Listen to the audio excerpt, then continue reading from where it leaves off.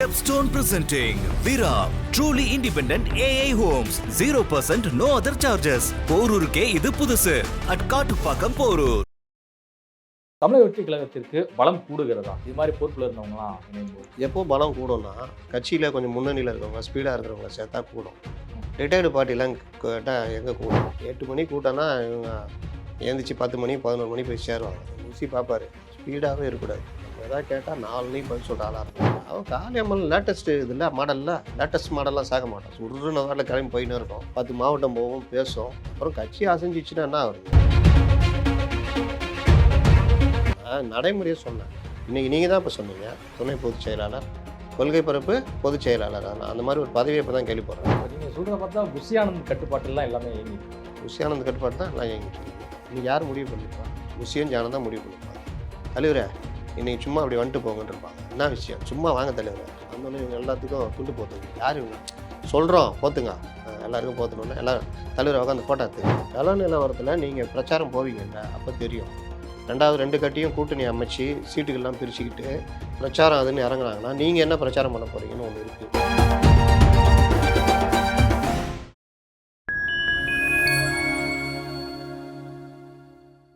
நான் உங்கள் சண்முகன். நம்ம சிறப்பு நிகழ்ச்சியில் நம்மோடு இருந்திருக்கிறார் மரியாதைக்குரிய மூத்த பத்திரிகையாளர் திரு அப்துல் முத்தலிஃப் அவர்கள். வணக்கம்.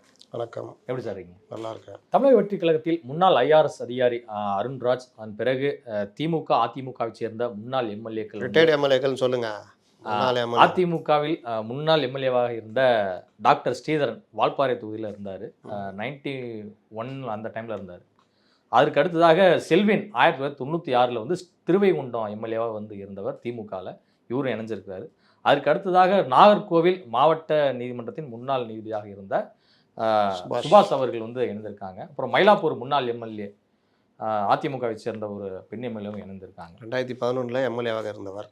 ஓபிஎஸ் அணியிலிருந்து பாஜக சென்றவர். நான் என்ன கேட்க வரேன் அப்படின்னா, தமிழக வெற்றி கழகத்திற்கு பலம் கூடுகிறதா? இது மாதிரி பொறுப்பில் இருந்தவங்களாம் இணையும் போது எப்போ பலம் கூடும்னா கட்சியில் கொஞ்சம் முன்னணியில் இருக்கவங்க ஸ்பீடாக இருக்கிறவங்கள சேர்த்தா கூடும். ரிட்டையர்டு பார்ட்டிலாம் கேட்டால் எங்கே கூடும்?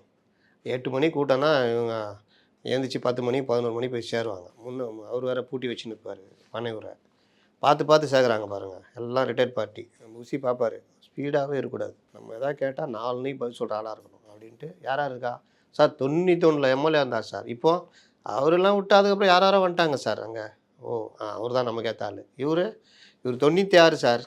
எப்போ ரஜினிகாந்த் வாய்ஸ் கொடுத்த காலம் 96, 2006, 2010, 30 வருஷத்துக்கு முன்னாடி சார். ரஜினியே இப்போ வயசான ரோலில் நடிக்க ஆரம்பிச்சிட்டாரு. அப்போது எம்எல்ஏ இருந்தார் சார். இப்போ அப்படியே ரிட்டையர் ஆகி வரமாதிரி கூடு அவர் தான் தேவை. அடுத்து ராஜலட்சுமி அவங்க வந்து அதிமுகவில் இருந்து அப்புறம் அந்த ஓபிஎஸ் அணிக்கு போய் அந்த ஓபிஎஸ் அணியில் ஒன்றும் இல்லாமல் போய் ஓபிஎஸ் அணி பாஜக கூட இருக்கும்போதே பாஜகவில் போய் சேர்ந்துட்டாங்க. அங்கே போயிட்டு அங்கேயும் ஒன்றும் இல்லை. சரி இப்போ என்ன பண்ணுறதுன்னு பார்த்துருந்தாங்க. கூடு அவங்க தான் தேவை, சேர்த்தாச்சு. அப்புறம் மாவட்ட ஜட்ஜி அதெல்லாம் மேட்டர் இல்லை. அவங்க வருவாங்க இருப்பாங்க. நீங்கள் கமலாசன் கட்சியில் சேராத ஐபிஎஸ் ஐஏஎஸ் அதிகாரிகளா எல்லாம் என்ன மேடை பேச்சில் வல்லுநர்களாக வரனால என்ன பண்ணாங்க, அப்படியே இருப்பாங்க. இன்னொருத்தர் எம்ஹெச்எஸ் செக்ரட்டரி ஒருத்தர், இணை செயலாளராக ஒருத்தர் ராஜாராம அது பேர் அவர். அப்புறம் அவங்க இதிலே இருக்கிற ஒரு வழக்கறிஞர் ஒருத்தர். காளியம்மாள் அதெல்லாம் உருட்டினாங்க. காளியம்மாலே கேட்டாங்களாம், அப்படியா நான் என்ன சேர்க்குறாங்களா அப்படின்னு. அவன் காளியம்மாள் லேட்டஸ்ட்டு இதில் மாடலில் லேட்டஸ்ட் மாடல்லாம் சேர்க்க மாட்டான். சுருன்னு வாட்டில் கிளம்பி போயின்னு இருக்கும். 10 மாவட்டம் போகும், பேசும். அப்புறம் கட்சி அசைஞ்சிச்சுன்னா என்ன வருது? இவங்கெல்லாம் கிளம்புறதுக்குள்ளே எல்லாம் முடிஞ்சிடும். அதனால் ஸ்ரீதரன்லாம் இப்போ தான் யாருன்னு நம்ம ரிப்போர்ட்டரில் கூப்பிட்டு கேளுங்க, யாருங்க ஸ்ரீதரன் யார் சார் தெரியலையா சார்? அப்புறம் அந்த அடுத்து விக்கிபீடியா அதெல்லாம் போய் தேட வேண்டியதாக இருக்குது. காளியம்மாளுக்கு அப்படி தேடுற மாதிரி இருக்குமா? ஏன் சேர்க்கலை தான் இன்றைக்கும் இதுதான் பிரச்சனை. அதனால் இப்படி தான் ஓடும். முக்கியமானதை விட்டிங்களா? அருண்ராஜ் விஜயின் நெருங்கிய நண்பர். நேற்று வரை இன்று கட்சியில் பொறுப்பு கொடுத்துட்டாங்க. நாளை புஷி சொல்கிறத கேட்கணும். அப்புறம் மிஸ்டர் அருண்ராஜ், நீங்கள் இனிமேல் விஜயை பார்த்து பேசக்கூடாது. என்ன சார் சொல்கிறீங்க? அப்படி தான். நேற்று வரைக்கும் நீங்கள் நண்பர், இனி கட்சியில் நீங்கள் இணைஞ்சிட்டீங்க. இனி அண்டர் மை கண்ட்ரோல். ஓகேவா? நான் சொல்கிறதான் செய்யணும். என்ன செய்யணும்? நான் சொல்லுவேன், அப்போ செஞ்சால் போதும். ஆல் டெபுதி பிரைம் மினிஸ்டர் அப்படின்னு வாப்பில் துக்ளக்னு ஒரு படம் வந்துச்சு தெரியுமா? 70களில் வந்துச்சு. இவர் ஒரே ஒரு ஆள் துக்ளக் வந்துட்டு எம்பி ஆகிடுவாப்பில். யார் என் கட்சிக்கு வராங்களோ எல்லாரும் துணை பிரதமர்ன்றவாப்பில். எல்லாரும் சேர்ந்துருவாங்க, ஆட்சி பிடிச்சிருவாப்புல துக்ளக்கு. ஆல் டெபுட்டி பிரைம் மினிஸ்டர்ஸ் அப்படின்னுவார். எங்களுக்கு இலாகா ஒதுக்க வேண்டாம். அப்போ திமுக மாதிரிலாம் மிமிகிரி பண்ணி அதில் ஒவ்வொருத்தரும் பேசுவாங்க. எங்களுக்கு என்ன இலாகா, உங்களுக்கெல்லாம் ஒன்றும் இலாகா கிடையாது. அப்புறம் நான் என்னங்க பண்ணுறது, ஒன்றும் பண்ண வேணாம். அப்புறம் நாங்கள் எப்படி கருத்தை எப்படி சொல்கிறது, நாங்கள் கருத்து கேட்க மாட்டோம், கேட்டால் சொன்னால் போதும், அவ்வளோதான். இப்படியே போவோம் அந்த படம் காமெடியாக. அந்த மாதிரி ஆல் டெபுட்டி பிரைம் மினிஸ்டர்ஸ் அப்படின்ட்டு எல்லாரையும் கூப்பிட்டு உட்கார வச்சு பண்ணுவாங்க. இது ஒரு பக்கம். இன்றைக்கி கட்சியில் சேர்த்துருக்காங்க. இணைப்பு விழா முடிஞ்சது. யாருக்கு ஏதாவது பதவி சொன்னாங்களா? இல்லை, அருண்ராஜ் அவர்களுக்கு வந்து அறிவிச்சாங்களா? இந்த இந்த இந்த ஊக அடிப்படையில் அவங்கவுங்க சொல்கிறதெல்லாம் சொல்லக்கூடாது. இல்லை, நான் சோர்ஸை கேதர் பண்ண வரைக்கும் நான் சொல்கிறேன். சோர்ஸ்லாம் கிடையாது, நான் சொல்கிறேன் சோர்ஸு. எல்லாரையும் கூப்பிட்டு சேர்த்துட்டு எல்லாருக்கும் சால்வை போட்டு ஃபோட்டோ எடுத்துகிட்டு போயிட்டு வாங்கன்ட்டான். இதுதான் சோர்ஸ். வேணா கேட்டு பாருங்க. இந்த ஊக அடிப்படையில் இவருக்கு கொள்கை பரப்பு பொதுச் செயலாளர் பதவி, கொள்கை பரப்பு இதெல்லாம் யூகங்கள் அப்படின்னா அறிவிக்கணும்ல. இவர் இணைந்தார், அவருக்கு இந்த பதவி வழங்கப்பட்டது. இவர் இணைந்தார், இவருக்கு இந்த பதவி. எதுவும் கிடையாது. எல்லாரும் வாங்க, விஜய் வரார், வந்தோடனே எல்லாருக்கும் சால்வை போட்டார், நீங்கள் தான் கட்சியில் சேர்ந்தீங்களா, சேருங்க. இனிமேல் எல்லாரும் அண்ணன் புஷி ஆனந்த் சொல்கிறத கேட்டுங்க, அவ்வளோதான். சார் பதவி சொல்லுவாங்க, உட்காந்து ஃபோட்டோ எடுத்துக்கலாமா, உட்காருங்க, அவ்வளோதான். எல்லாம் ஃபோட்டோ எடுத்தாச்சு. யாருக்கும் என்ன பதவிலாம் அறிவிக்கல, இனிமேல் தான் அறிவிப்பாங்க. சில மாதங்களுக்கு அடுத்து கூட அறிவிக்கலாம் இல்லையா? சில மாதங்களா? பரவாயில்ல, நான் கூட சில நாட்கள் நினச்சேன். நீங்கள் என்னோட வேகமாக இருக்கீங்க. இல்லை ஓரிரு நாட்கள் இல்லை, வந்த உடனே எல்லா கட்சியிலுமே உடனே பொறுப்பு கொடுக்கப்படுறது இல்லையா? கொஞ்ச நாள் ஒரு 2 மாதம் 3 மாதம் டைம் எடுத்துட்டு ஒரு நல்ல பொறுப்பாக கொடுக்கலாம் இல்லையா? கொடுக்கலாம். எல்லாம் அவங்க இஷ்டம் தானே, கொடுக்கலாம். நான் அதெல்லாம் ஒன்றும் சொல்லிங்க, அது அவங்க உட்கட்சி விவகாரங்க. நான் நடைமுறையை சொன்னேன். இன்றைக்கி நீங்கள் தான் இப்போ சொன்னீங்க, துணை பொதுச் செயலாளர், கொள்கை பரப்பு பொதுச் செயலாளர், அதெல்லாம் அந்த மாதிரி ஒரு பதவியை இப்போ தான் கேள்விப்படுறேன். கொள்கை பரப்பு செயலாளர் 3-4 பேர் இருப்பாங்க. கொள்கை பரப்பு ஒரு பொதுச் செயலாளர், அப்புறம் கொள்கை பரப்பு செயலாளர். காங்கிரஸில் பார்த்தீங்கன்னா ஒரு 100 கணக்கில் பொதுச் செயலாளர் இருப்பாங்க காங்கிரஸில், பார்த்துருக்கீங்களா? எல்லாம் காடு போட்டு சுற்றின்னு இருப்பாங்க. அந்த மாதிரி இருக்குது. தமிழக வெற்றி கழகத்தினுடைய அடுத்த கட்ட மூவ் என்னவா இருக்கும்? இப்போ ஜூன் 22 அவருடைய பிறந்தநாளுக்கு பிறகு மிகப்பெரிய அளவில் சுற்றுப்பயணம் இருக்க போகிறது. ஸோ அதற்போது வந்து பார்த்தீங்கன்னா ஒவ்வொரு மாவட்டத்திலையும் இணைப்பு விழா வந்து பெரிய அளவில் முன்னெடுத்து நடத்த போகிறார். இதே மாதிரி ரிட்டையர்ட் பார்ட்டிங்களாமா சொல்கிறாங்க. இதே மாதிரி எல்லா மாவட்டத்திலும் தேடுப்பா, ரிட்டையர் ஆனவங்களாக இருக்கணும். எல்லாம் 90கள் 67 எம்எல்ஏவாக இருக்கணும், 75 எம்எல்ஏவாக இருந்திருக்கணும். ஊரே திமுகவை மறந்து போயிருக்கோம் அவர். அப்போ திமுக நம்ம கட்சியில் இருந்தார், ஆமாம், இப்போ சேர்ந்துட்டாரா, சரி விடு. அந்த மாதிரியா செலக்ட் பண்ணி இதுனா அவங்கவுங்க ஆக்டிவாக இருக்கிறவங்களாம் வைக்கிற மாதிரி மொச்சிருந்தாங்க, அவங்கள யாரையும் சேர்க்கல. இப்போ பார்த்தா அந்த மாதிரி இது நல்ல விஷயம். அடுத்த கட்ட மூவு என்னை கேட்டால் உண்மையிலேயே விஜய் வந்து எல்லாத்தையும் முடிச்சிட்டார்ல.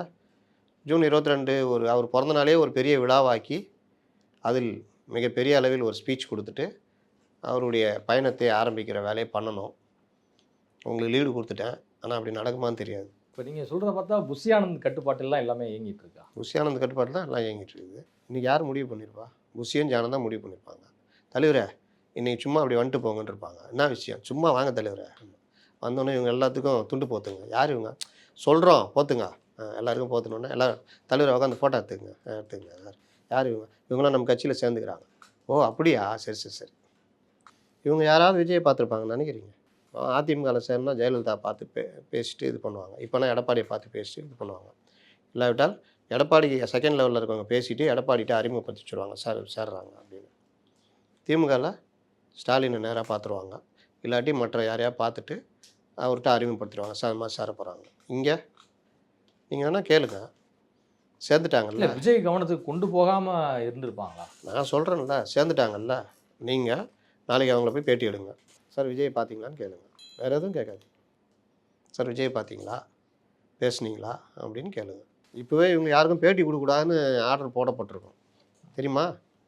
பேட்டி கொடுக்கூடாது, வெளியே பேசக்கூடாது, நீங்கள் மட்டும் பேசிக்கலாம்.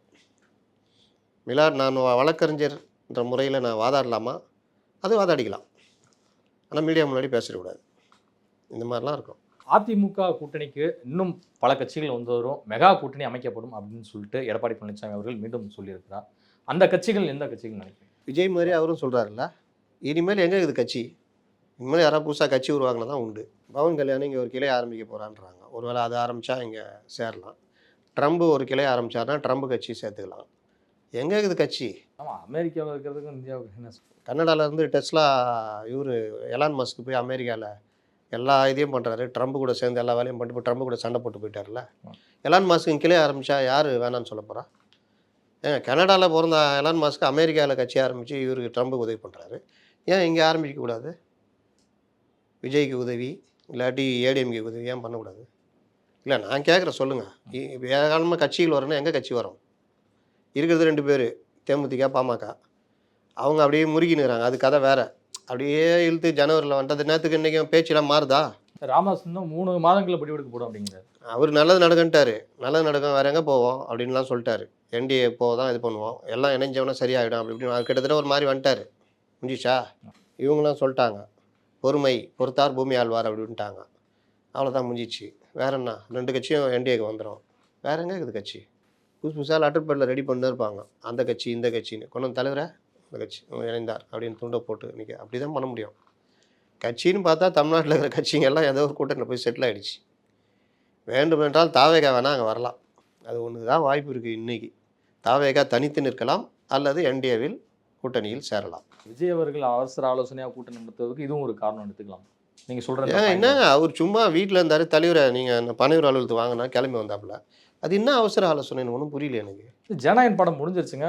நீங்க முடியல வந்து விஜய் அவர்கள் என்னைக்கு முடிஞ்சது? மக்களை சந்திப்பார் அப்படின்னு தாவேகா தொண்டர்களும் ஆதரவாளர்களும் சொல்றாங்க. என்னைக்கு முடிஞ்சது? ஒரு வாரத்துக்கு மேல ஆச்சு. ஒரு வாரம் 10 நாள் இருக்குமா? ஆயிடுச்சு. அப்புறம் நான் இன்னைக்கு அவசர ஆலோசனை 10 நாள் என்ன பண்ணியிருந்தாரு? முடிகிற வரைக்கும் தான் அங்கே பிரச்சனை. முடிஞ்சோன்னா வந்துடுவேங்கன்ட்டாப்புல. முடிஞ்சு 10 நாள் ஆகுது.